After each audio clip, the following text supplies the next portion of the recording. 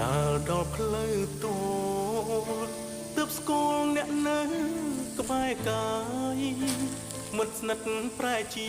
ទៅឆ្ងាយមិត្តភក្តិទាំងឡាយលែងដូចមុនហើយពេលមានអ៊ូអពេលធ្លាក់ខ្លួនក្រគ្មានអ្នកក្បែរឡើយលែងមានអ្នកចង់ឆ្លងឆ្លើយឲ្យជីវិតអើយ